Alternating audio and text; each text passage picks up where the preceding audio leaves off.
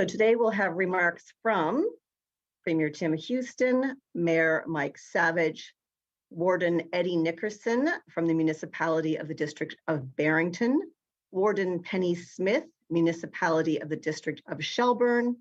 We've got several representatives from the Department of Natural Resources and Renewables, including Scott Tingley, Manager of Forest Protection, Dave Rockwood, Public Information Officer for the Shelburne Initiative, Dave Steeves, Public Information Officer for Tantallon. Also joining us from the Red Cross is Bill Lawler, Atlantic Director of Government and Strategic Relations. And finally, Bob Robichaud, Warning Preparedness Meteorologist with Environment and Climate Change Canada. Also joining us for the Q&A portion, we'll have Deputy Chief Roy Hollett, Halifax Regional Fire and Emergency, and joining us from the RCMP, Corporal Chris Marshall, Public Information Officer, and Chris, of course, will be able to take questions in French. And so, without further ado, allow me to introduce the Premier of Nova Scotia, the Honourable Tim Houston. Go ahead, Premier. Thank you, Heather. Good afternoon, everyone. Weather has favored the fires all week, not the firefighters. We're hopeful that this will soon change. But all week, the crews fighting these fires continue to, in Jim's words on the morning briefing this morning, pound the hell out of these fires. They're hitting it with everything they have. And the effort to support them with resources continues, and it's coming together, continues to come together. 60 firefighters coming from Costa Rica, 17 from New England, and then another 18 over the next few days. And of course, our neighbors have been absolutely remarkable. Newfoundland has sent firefighters, and those water bombers that have been here all week, they're from Newfoundland. New Brunswick is here with water bombers, and now also a base for fire retardant material, PEI with firefighters and hose, Ontario with hose. Thank you to Premiers Fury, Higgs, King, and Ford, and I've heard from premiers across the country. And I have to say, it means so much. The national system of provinces helping provinces is working. For one, D&D has committed firefighters for the sustained attack stage, which will give our firefighters a much-needed break when that time comes. There's also a list of 140 Nova Scotians. That list is a growing list of names of volunteer firefighters from around the province that have stuck their hand up in the air and said, we can come and help. There's a process for working through that and mobilizing them as well. So everyone is digging deep. They're digging deep knowing that a stunning number of homes have been lost, and they're digging deep despite the fact that many of these fighting the fires and responding to the fires are evacuees themselves, and it's absolutely heartbreaking. I know many of you who have been evacuated in the Tantallon area are starting to receive news about the status of your home. If the news is the worst case scenario, I'm so sorry. And for those of you who are waiting patiently for information as to when you can get in to your home, even if it's for an hour, hopefully that's getting close, and the rain would certainly help. For those in Shelburne, as the crews identifies homes that have been lost, we will work shoulder to shoulder with our municipal partners, the wardens and the municipalities, to get that information to residents just as soon as possible. And in some cases, this may have even started. But through all this despair, through it all, 0 deaths, 0 missing persons, 0 serious injuries. This says a lot about the professionalism of the first responders that are leading the response.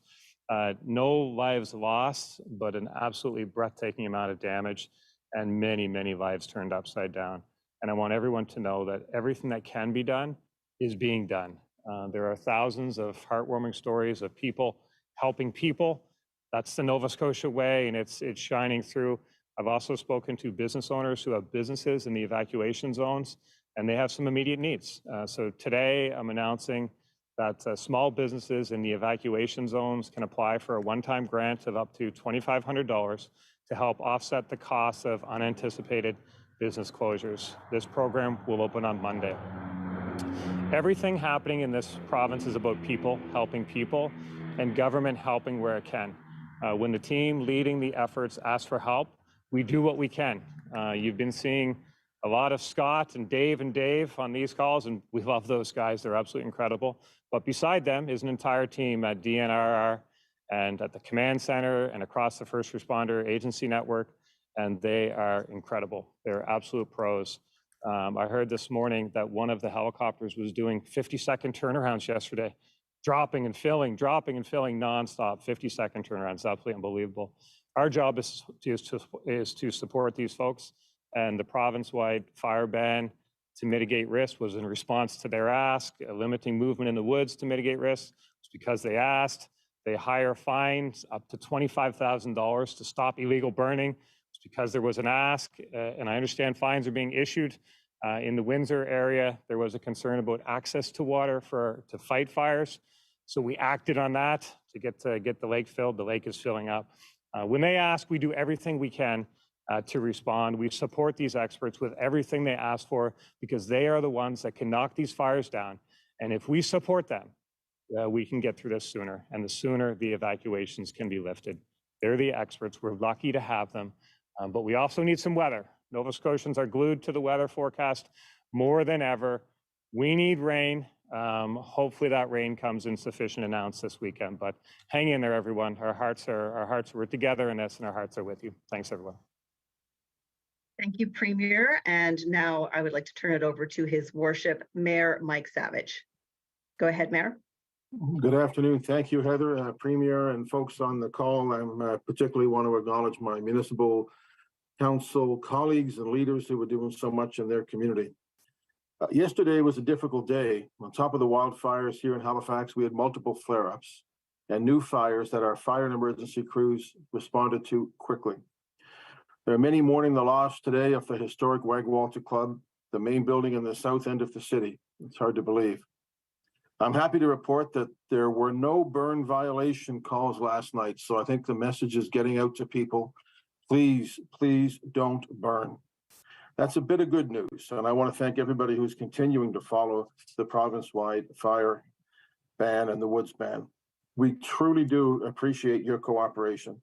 It's keeping people and it's keeping emergency personnel and property safe.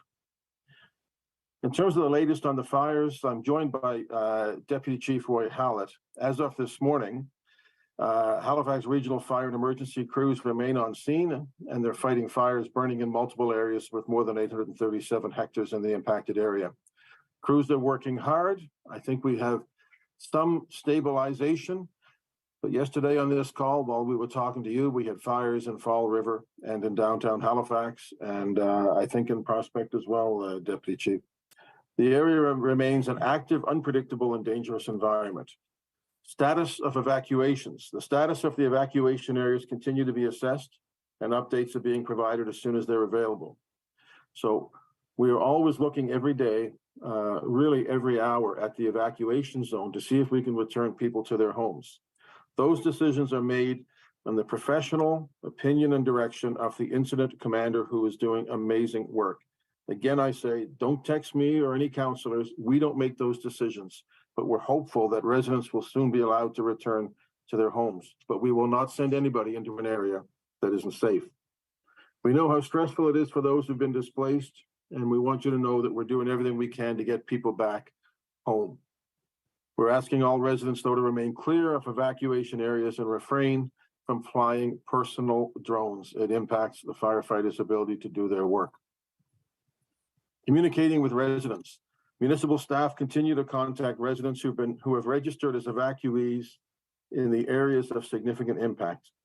To date, staff have had phone conversations with most residents, as well as face-to-face discussions as follow-up for those whose homes have been destroyed. It's ongoing. It will take time to contact every property owner who has been affected. This is a very traumatic time for everybody impacted by these fires, and staff are working as quickly as possible to make contact.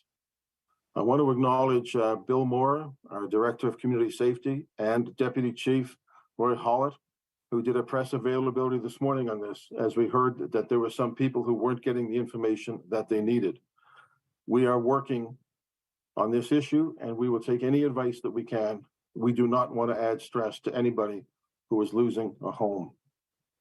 Some residents were able to view their property today, and we're working to schedule additional site visits over the coming days for folks who've lost their homes. We have to work safely, and we have to ensure that this happens quickly, sure, but safely for certain. Victim support services and mental health supports are on site at the Canada Game Centre today. Major insurance companies are also on site and are available to speak with affected residents. There are so many people to express thanks to. I visited our call center today, and there are many people who are working, whose faces you don't see, whose voices you may not hear, but they're working incredibly hard. I want to acknowledge Discover Halifax and the Hotel Association, who are stepping up to help with accommodations for those who've been displaced. I ask you, if you're looking to contact a hotel, we're told to do it directly, not to go through Expedia or other services. Not that they don't do a good job, but they don't have the information that you need to get the best rate and also to make sure that you have the accommodation that you need. And there is more information coming from Discover Halifax and the Hotel Association in the next day. Thanks as well to the many, many volunteers, businesses, and citizens who are stepping up to provide food, clothing, comfort space, pet boarding, accommodations to those who need it during this very challenging time. I want to acknowledge people like the Halifax Chamber of Commerce and Patrick Sullivan, who did so much to help us get through COVID with their leadership, who are doing the same to support businesses with this crisis. And they also made a $10,000 donation to the United Way, I believe it was, today. Our hearts go out to the people who have been most devastated by this fire, and our hearts swell with gratitude for those fighting to make sure that nobody else has to go through that. Thank you very much. Merci beaucoup. Walalia. Next, I'm pleased to introduce Warden Eddie Nickerson, Municipality of the District of Barrington. Go ahead, Warden. Thank you, Heather, and thanks for the opportunity to allow me to speak on behalf of the Municipality of Barrington residents. It is a trying time. It's an unprecedented time here in Barrington and Shelburne County, for that matter. We are facing the largest fire in Nova Scotia in some time, if not the all time. It's challenging to get messages out. And the messages that we want to get out to our residents is we are experiencing a fire that we've never dealt with before. We're looking at wind change, it's unpredictable. And we just would like for our residents to understand that we may have to move on short notice. So be prepared. We are going to get through this. We're as the Premier has said, and Mayor Mike Savage has said, we are in this together. It's a provincial issue. I know there is work continues to add additional resources. Very appreciative to the resources that has been added of late. Thank you, Premier. I know you and DNR and staff has worked very hard on that and continue to do so. Certainly, I don't want to forget the volunteers that are here, the Red Cross, the community itself has come together, food, clothing, lodging, people have taken others into their homes. It's a community effort. The volunteer fire department, our local volunteers here in the volunteer fire department, they've been going countless hours from 6 o'clock in the morning till 12 or 1 o'clock at night, getting back to their families and the efforts that they've put forth. We are very appreciative of that. And again, I want to remind residents, be patient and stay out of the evacuated areas. Those are the water bombers are trying to keep that fire back, and the volunteers are in there trying to save homes. So please stay out of those evacuated areas. And again, I thank you for the opportunity, and everybody be safe.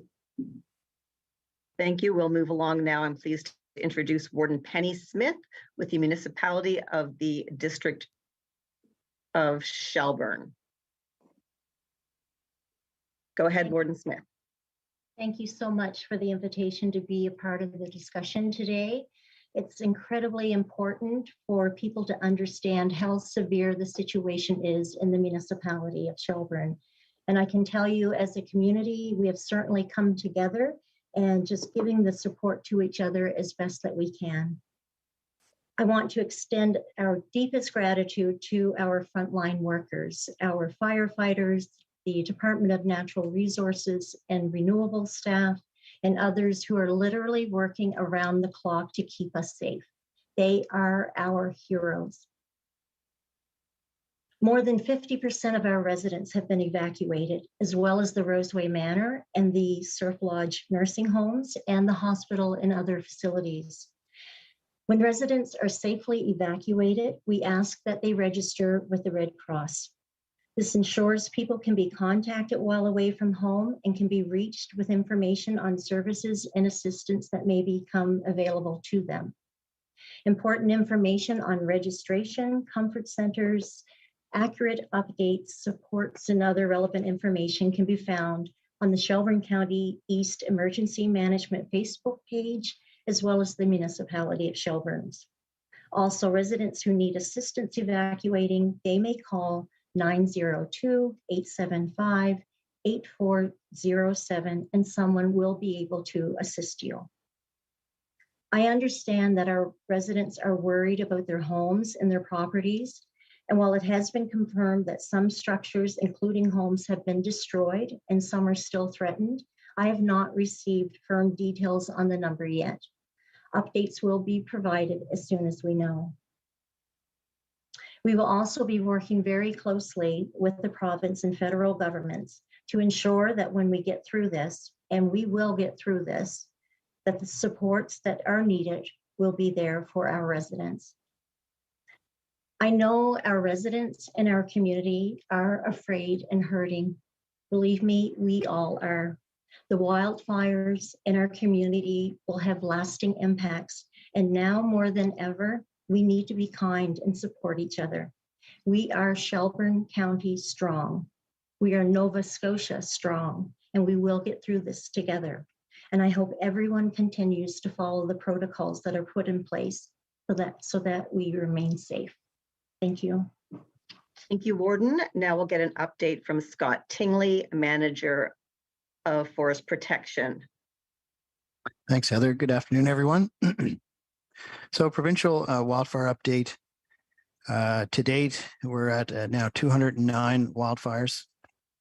We do have currently 14 active fires, and 4 of those are out of control. Obviously, those out of control fires are the priority fires in terms of resourcing, and crews continue to contain small fires as they start and keep them small, and extinguish ones that have been ongoing for the last day or two. Approximate total area burned for the province is estimated at just over 23,000 hectares now. So as mentioned yesterday, we're into kind of historic in terms of recorded history. These are historic times for Nova Scotia and wildfire.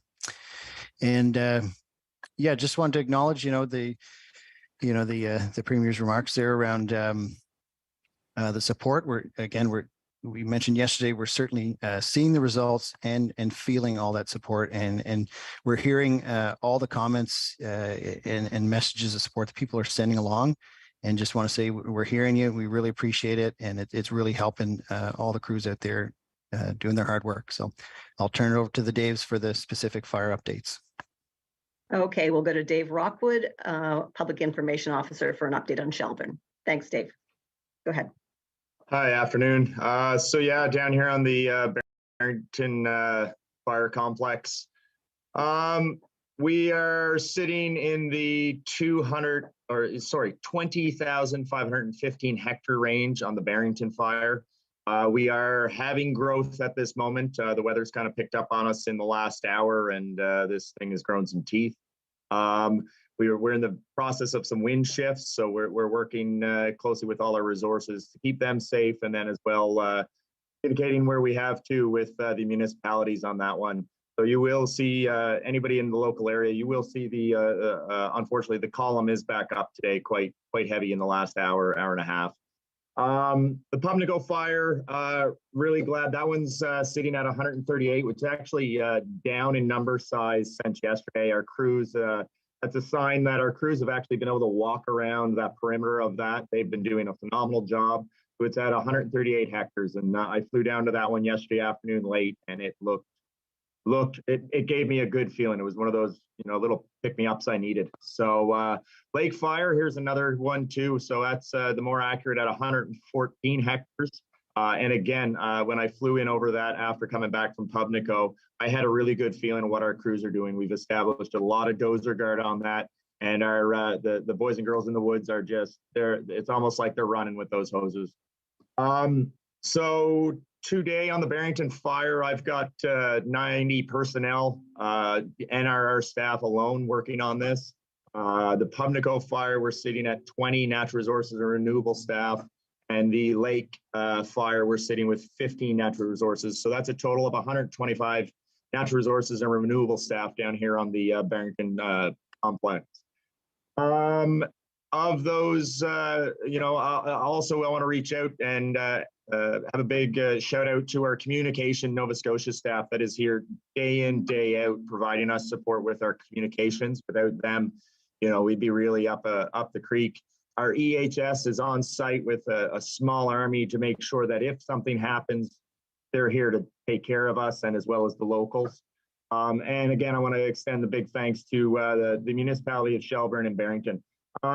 We are continuing to do work along the Barrington fire as well as the lake fire with our dozer guards. Again, we're going to be, today's going to test because we're going to have a full 180 wind shift, which means over time it's going to spin around and then push it back down towards that Barrington zone. Unfortunately, we're hoping it's kind of later in the evening. I think it's by like 9 p.m. tonight, we're going to have that wind pushing that way. We have our helicopters are down here. We're unfortunately down one with mechanical issues. We're down to one CL-415 tanker at this time, and New Brunswick just unfortunately recalled their 8 water bombers, and I'm not happy to report that, but they're having something going on up in the New Brunswick area, whether it's weather or an issue they have to respond to. We're sitting here with a lot of heavy iron. We're up to 12 dozers, D8s, D6s. Those are the biggest ones we're going to get in this province. We've got 9 excavators, and one of which is a 75-ton excavator, and that's not a small feat to get that here. I believe that's 3 trucks to just ship it in. We've got 9 floats just to help coordinate getting stuff around. We've got 3 woods porters machines and 4 feller bunchers. So we're watching this afternoon, really careful. We're keeping an eye on our people, and we're working closely with municipalities and give them brief if we have to give them briefings. The last thing I really want to touch on, it's we need, and I'm going to be a little blunt on this, we need people to stay out of our area. If you have no business, you haven't been granted access to our exclusion zones, to within the evacuation zones, you need to stay out. We've had many occasions that they are hindering and stopping our operations from our airships. They cannot drop if you are in our area. And I'm going to be straightforward. We have lost structures because of a number of these incidents where we've had to stop our aircraft from dropping. I know I'm not typically this kind of a hard-edge person, but that's where we're at. You need to stay out. Thank you. Important message, Dave. Thanks. We'll move on to Dave Steeves for an update on Tantallon.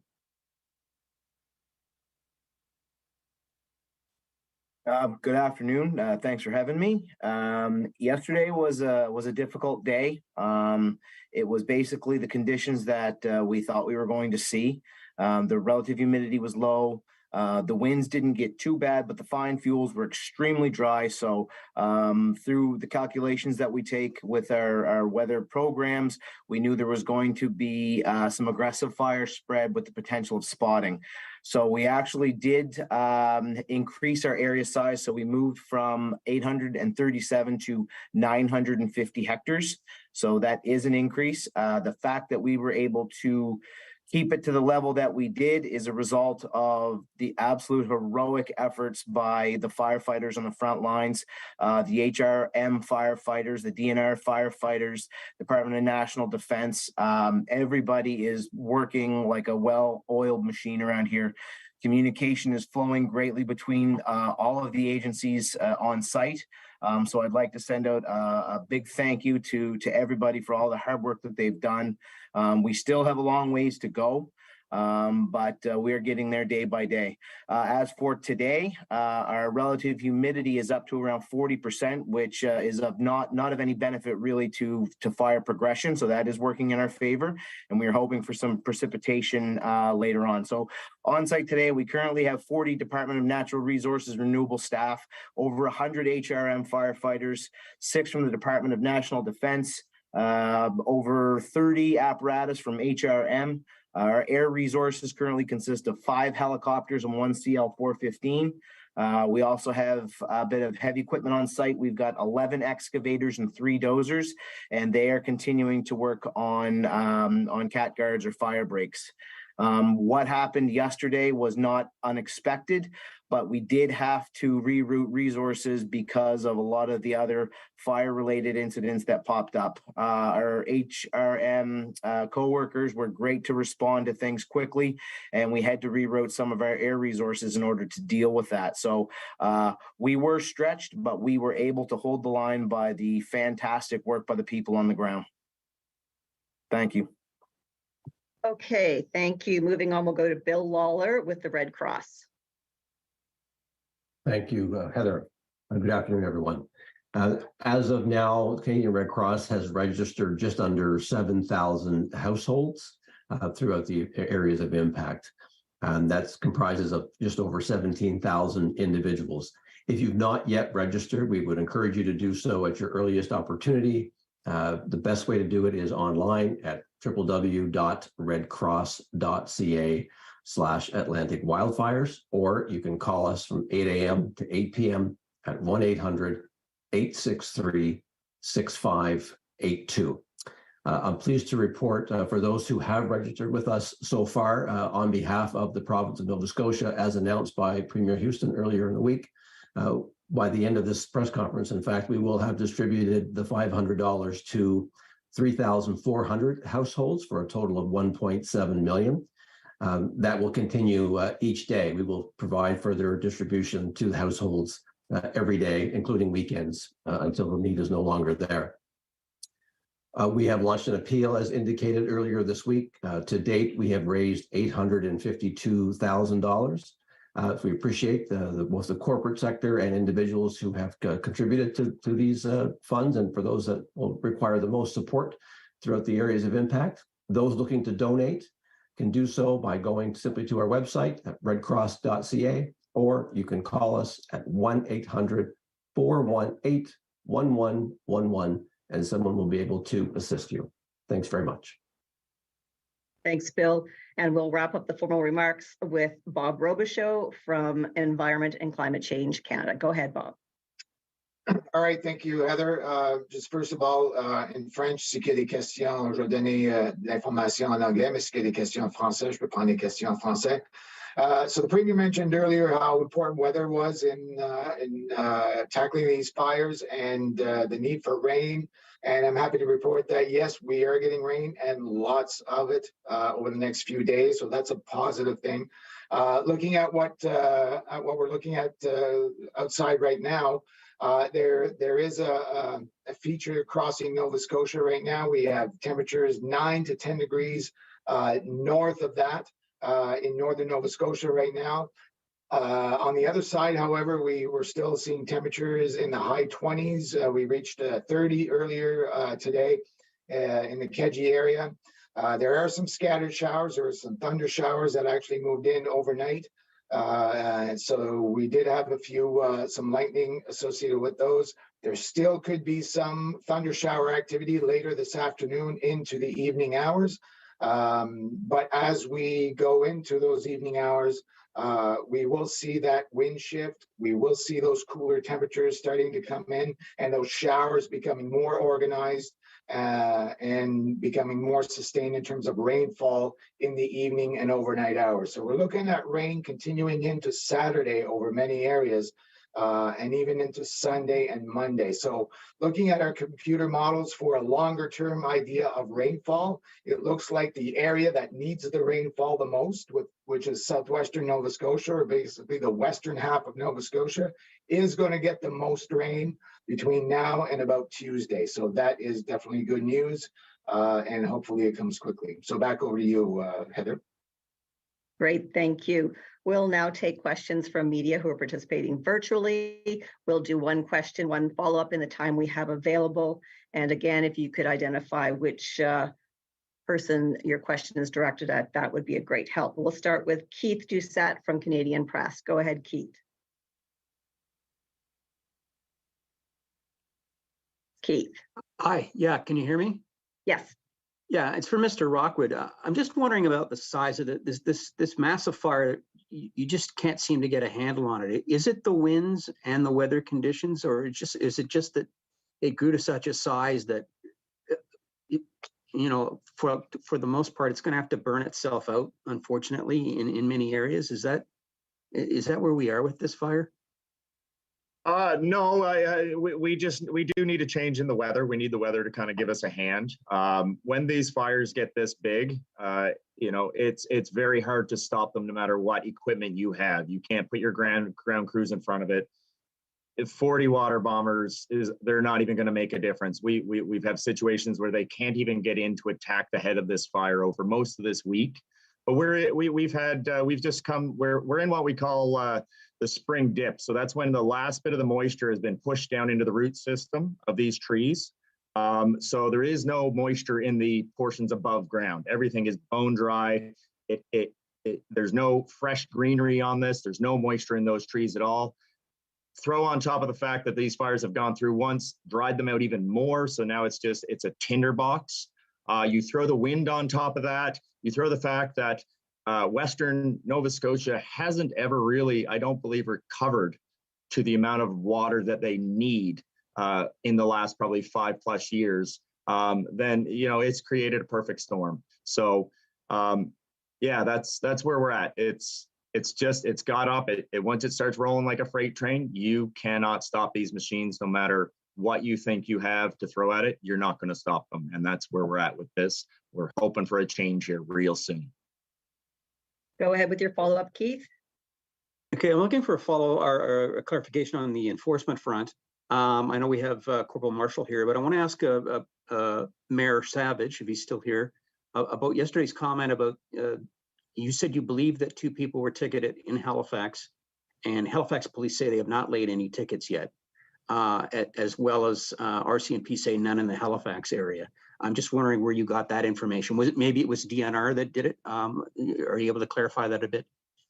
I'll ask Deputy Chief Hollick to speak to that. Yes, from the 2 situations yesterday, our fire prevention crews are conducting an investigation, and we'll pass on the results to our fire prevention staff, who will follow up and determine charges are laid. Based on the initial information, fire prevention will be following up in the next day or 2. There is a process to lay a charge, so that's what we're following. Thank you. Moving on, we'll go to CTV. Lindsay Armstrong. Go ahead, Lindsay. Hi there. Thank you, Heather. My question is for the Premier. The federal government put out today its list of assistance plans for Nova Scotia. Is their offer enough as you see it today? Thank you, Lindsay. So I guess what I'd say, I didn't see their fulsome release, and I haven't had a most recent briefing. I had a briefing this morning, and what I heard from our team here was that they felt like the process was starting to move. So look, I'm hopeful that I know the federal government understands the need. The need is obvious to anyone who's seen the pictures or video or talked to anyone, and they have to understand the urgency that people's homes are literally burning. So if you understand the need and you understand the urgency, then I have to have faith that they'll respond. And the initial feedback I had from the team this morning was that they felt like it was, that it was moving in a good direction. Go ahead with your follow-up, Lindsay. Thank you for that. Also to the Premier, I'm wondering, obviously the most pressing need is addressing these structure fires.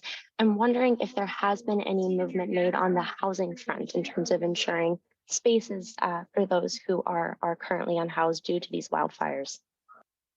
Yeah, so I think the immediate needs for those that are evacuated, between the comfort centers, we have a lot of people staying with friends and family. We've had people open up their homes to complete strangers or cottages to complete strangers. So, there's a lot of that happening.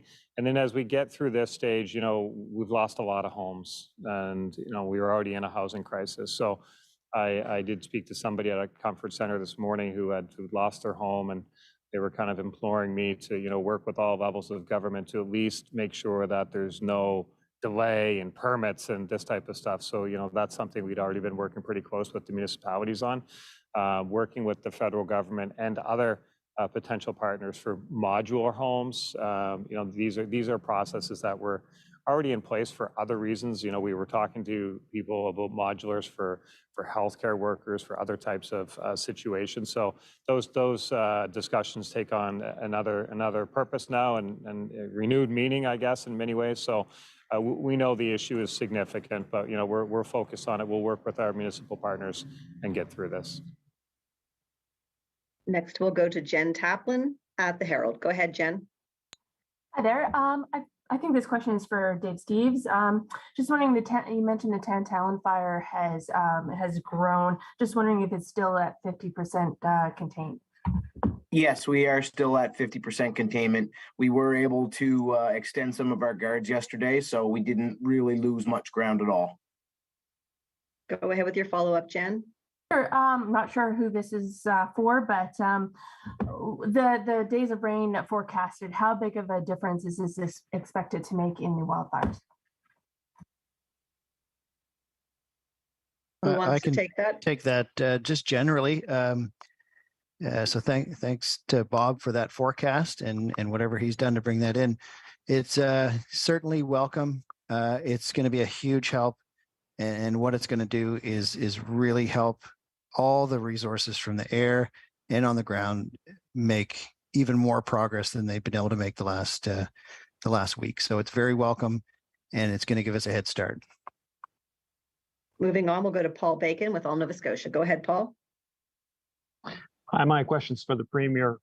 Premier, we just heard Mr. Rockwell say that New Brunswick has recalled its water bombers. It does bring up this issue of whether Nova Scotia needs its own fleet. What's your thinking about that?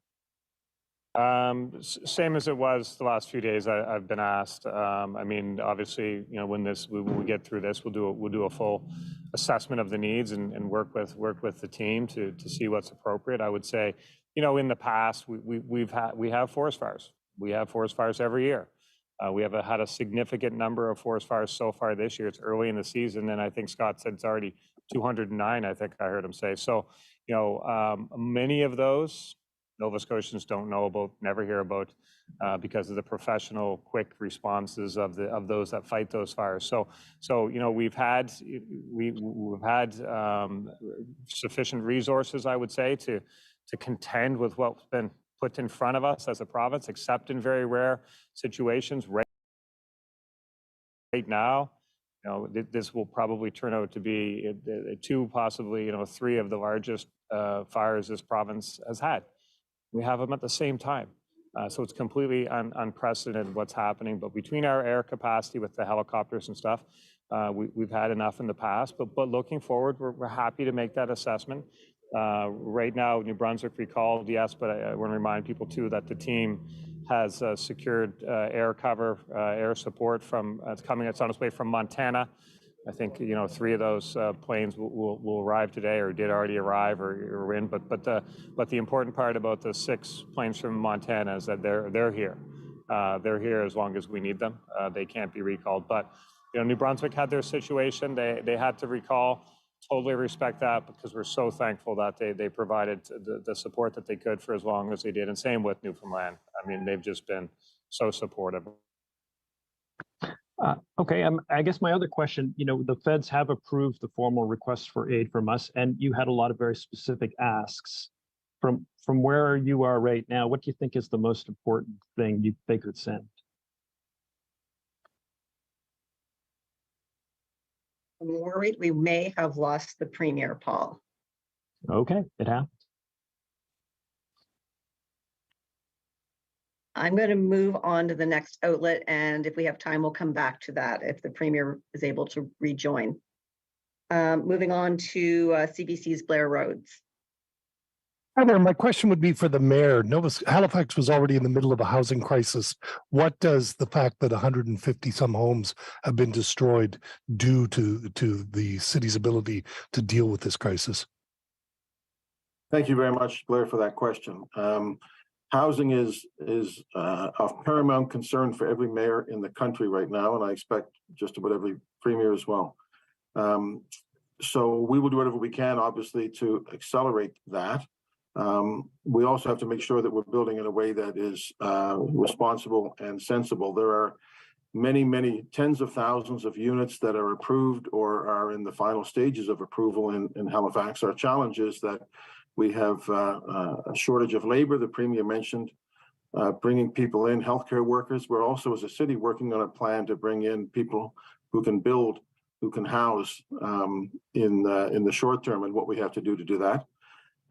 So that's an issue. We also have, I'll remind people, 800 to 900 people on the by name list of people who are homeless, who need support. And we have people in the woods who we have a ban on activity in the woods, and our navigators are working with people who are living in the woods now to find them accommodation.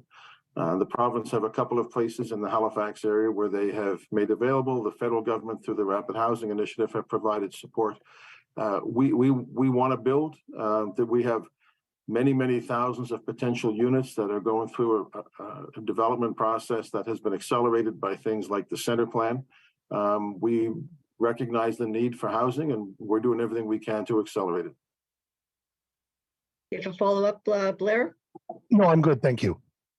Okay, moving on, we'll check in with Evan Taylor with Acadia Broadcasting. Go ahead, Evan.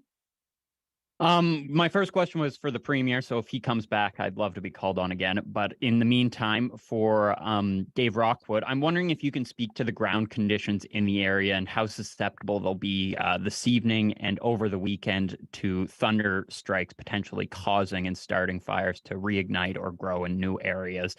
I know Bob mentioned that there's a risk for them, and wondering if the ground's wet enough to limit that risk. I think straightforward at this point, like the rain that's come into Halifax, we didn't receive any of that down here. Lightning, typically on a normal year, if we do get lightning, it's not like the lightning strikes the ground and there's an instant spontaneous combustion. Under these conditions, if there is dry lightning, it is definitely a major concern for us.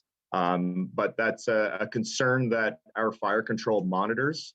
We have various groups that we work with to monitor the weather so that when there are lightning strikes, especially severe lightning strikes, we get the local offices are updated with locations of where these lightning strikes were. So are we concerned? Yes, but we have contingencies in place. And with the extra resources coming into the province, you know, we'll deal with it as another fire. That's unfortunately where we're at. Okay, Evan, I see the Premier was able to rejoin. Do you want to ask your question? And then after that, we'll go back to Paul Bacon. Thank you.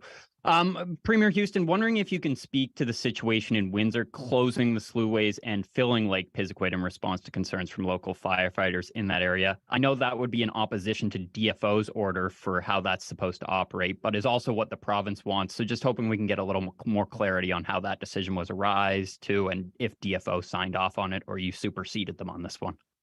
Yeah, thanks so much for that. Sorry we dropped off there, but yeah, we had concerns from the local first responders about the ability to access water with the concerns over the fires around the province, and certainly calls they were responding to in their area. With the lake being dry, it was below the level that their pumps would draw from for their hydrants and for their system. So obviously we couldn't stand for that. So Minister Lohr issued the order to close the gate and put water back in the lake as a matter of public safety. Public safety, always the number one concern for us. So this was a public safety concern. So we took action immediately to make sure that there's water there should the need arise. We couldn't have a situation where we couldn't access water to fight a fire if it arises. Couldn't stand for that. So we're taking action. Okay, I'll circle back now to Paul Bacon for your second question, Paul. Hi, Premier. Just the long list of requests that you sent the feds. From where you're standing right now, from what you've seen today, what do you think is the most important thing you need?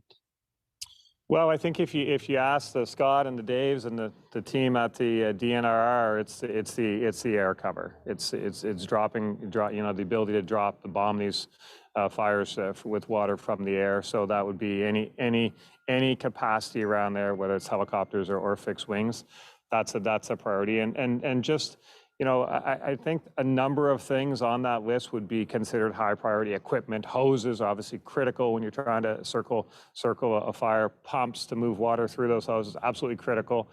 Foam to spray on them, retardant material to spray on fires. They're all critical. And of course, bodies, firefighters, properly trained firefighters. So they're all critical. The need is extensive. That's why the list was extensive, and we put them all together. As I say, the discussions have been going on for a number of days through a number of channels. But we put them all in one place to make sure everyone had clear view of it and make sure we can get a appropriate response from the federal government. Thanks. I know we've got a hard stop coming up, so I'll check in with our final outlet, Tim Biscay with the Halifax Examiner. Go ahead, Tim. Hi, thank you and good afternoon. I have a question for the Premier and the Mayor, which is, do we have any idea yet what the public costs of the emergency response and all the support programs is so far? Speaking from the province, no, and also it doesn't matter. We've been very clear with the people fighting these fires that are out there every day, putting their lives on the line to protect fellow Nova Scotians, to protect property. Whatever you need to fight these fires, we're going to do our best to get it. That still stands. That will stand still all the way through this. And supporting Nova Scotians, fighting these fires, that's the #1 priority. It'll cost what it costs. Cost is not a consideration in any decision that our government will make when it comes to public safety. Heather, can I speak to that as well then? Yes, absolutely. Go ahead. Thank you, Tim. My answer is similar to the Premier's. We don't know exactly what the cost is. We know that there are costs. There's one thing I want to say, and that is this, that later in the summer, the HRM Sunshine list will come out of salaries, and people will see a lot of first responders on there. And when that list comes out, I want people to think about what they're doing this week and what those first responders are doing this week. No, it's amazing what folks are doing. I'm sitting beside an experienced firefighter. We have so many people who are out right now going beyond what should be their capacity working on this. We have police officers and RCMP officers who are helping with the evacuation in and out. So, Tim, I'm sorry I don't have a cost. When we have a cost, we'll certainly let you know. And Tim, do you have a final question? I do, for Dave Rockwood.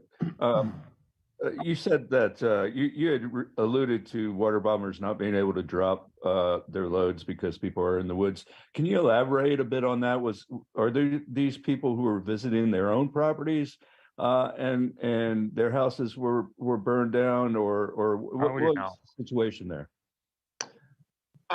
So we've had a number of different circumstances where people have just come into the fire zone, try to get pictures. You know, we've had boats out on lakes that just, we're not even sure where the people have come from. They've just popped out and crossing a lake.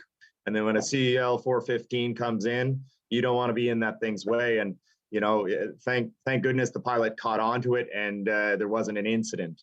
And then we had other circumstances where individuals have come into area to check on friends camps who live out of province. And the unfortunate thing there is their actions caused us not to be able to drop the bombs. The water bombers in, they had to pull out, and that structure specifically was lost. So yeah, it's frustrating. It's very frustrating for our ground crews that are already stressed and pushed right now. So we need people to stay out no matter what the circumstance. Thank you. And that's all the time we have today. I want to thank everyone for joining us, and be safe out there.